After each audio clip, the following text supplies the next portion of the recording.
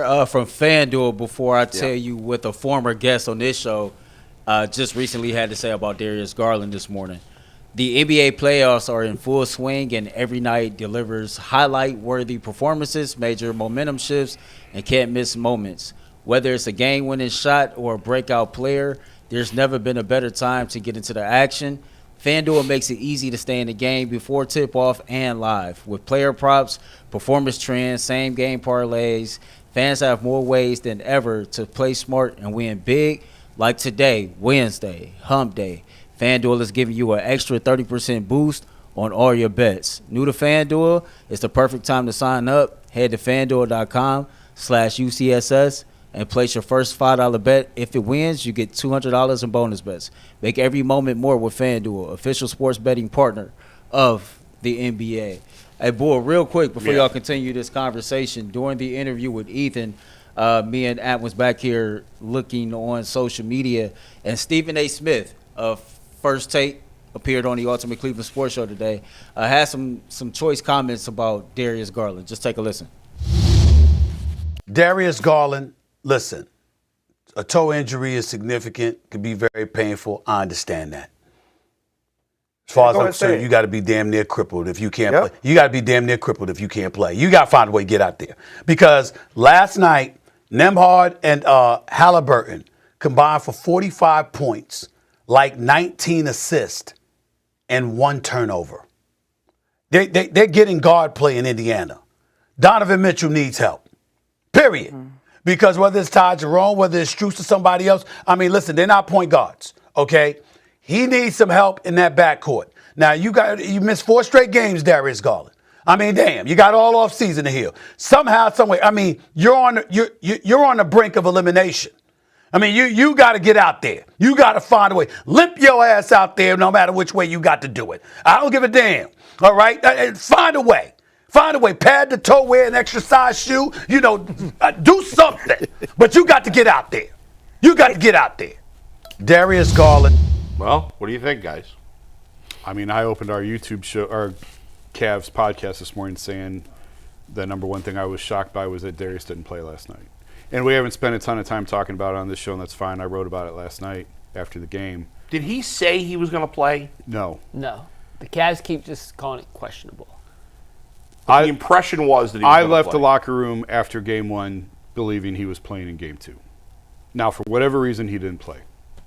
If you ask Donovan Mitchell, and there's no way to know this for sure, if you ask Donovan Mitchell, and he was totally honest with you, should Darius be playing right now?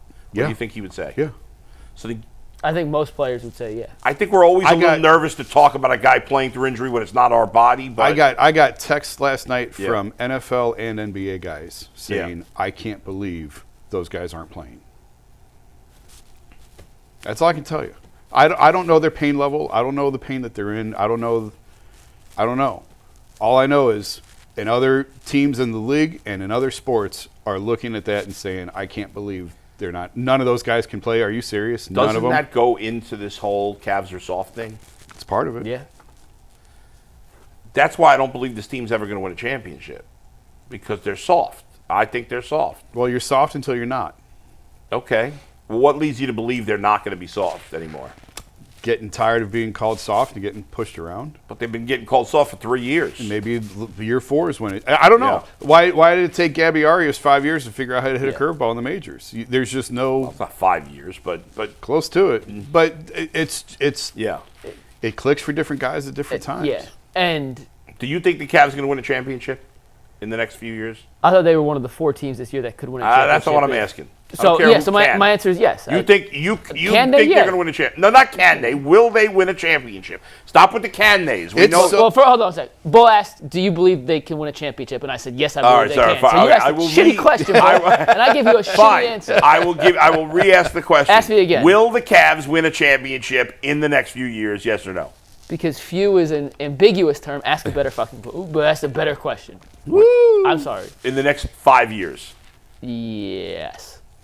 You really believe that? I do. You want to believe that? I more want to believe it than truly believe it, but I actually do think they can win a championship. I genuinely believe that if Evan Mobley ascends, to Jason's point, to a level above where Donovan is right now, they could have 2 of the top 15 players in the league and win a championship, yes. But isn't he close to a top 15 player already? Yeah, but if he takes that, Listen, close to top 15 and being top 5 is a massive gap. Explain to me what he's got to be. Like, give me, what does he got to be? He's got to be a 25-point-a-games guy? He has to be a guy who, I understand he was out last night. Yeah. That's last night's game. He's got to play 42 minutes. He's got to give you 33 points and 18 rebounds, and he has to carry the team to a win. Yes. That's what he has to do. You think Yes. he could be that good? Yeah, I do. Last night, he was one of the guys that was out. And real quick, not just us who think that. Ask guys around the league. Yeah, it doesn't matter what I think. Ask, they all, like, this is the worst Evan Mobley's ever going to be. Yeah.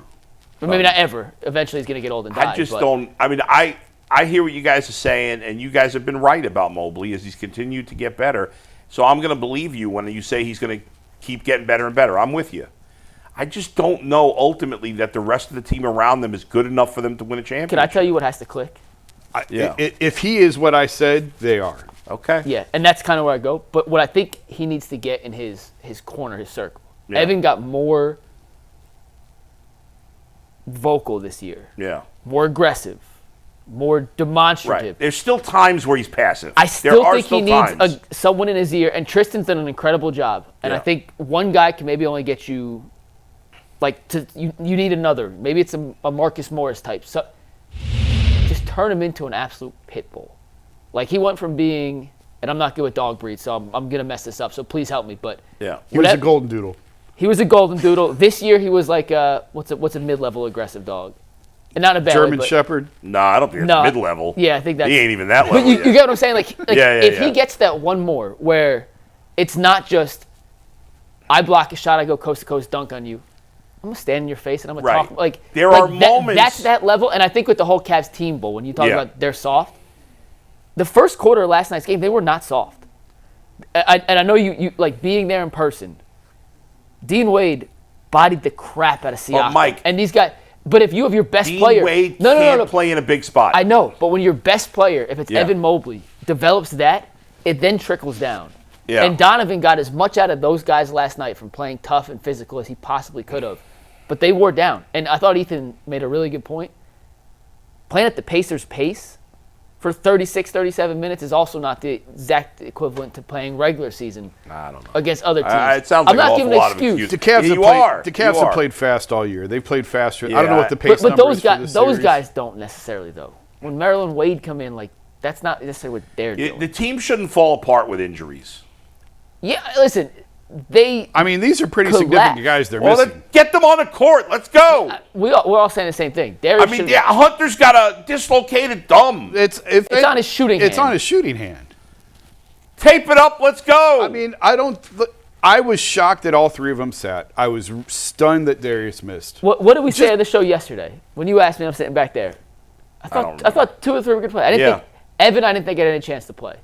We had the whole sprained ankle 48-hour conversation. I thought the other 2 were going to play. I was disappointed they didn't. How many times has Evan sprained his ankles? That's a concern. Yeah. He's constantly because he's skin and bone. You always worry about that with these skinny big guys. He's constantly. I don't. Gotta fatten him up a little bit. I don't know. I probably should look this up. Does Manuel RX do the opposite? Right. I feel like he's had ankles. I'll look. I'm sure we can find it. He's had ankle issues in the past. And I get it. We've all done this whole song and dance about how toe injuries hurt. I just can't believe that. Like, how are we back here? We just went through this last year with Jared Allen. We just went through this with Jared. And we wrote the story at the end of the year about the shot and all that. Yeah. I don't even want to get back into that. I don't even want to. But yet here we are, back in the playoffs, second round, again talking about a key piece of this team who's missed significant time with an injury. And I told you, I've got guys from the NBA and NFL saying, I can't believe these guys aren't playing. I mean, 2 weeks with a toe injury?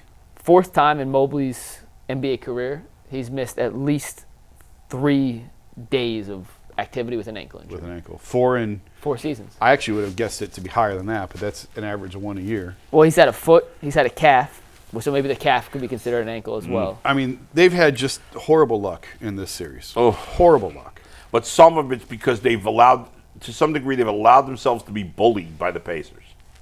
And every team you say all the NBA, all these players, they think Evan Mobley's great. And okay, fine. You know what they also think? I'm pretty sure. You tell me if I'm wrong. Soft. That the Cavs are the softest team in the league. Right. Nobody's intimidated by it. You can go right at their neck. You think the Knicks are scared of them? No chance. Nobody is. But what's funny is I think I said on the show, I would not put the Pacers in that category of the Knicks and the Magic. No. And these teams that will like play bully ball. Yeah, but they are. I wouldn't put Indiana in that. But do what they do have. Part of it may be that the reputation of the Cavs, and they know they can go at them. Indy has some FU junkyard dog. They do.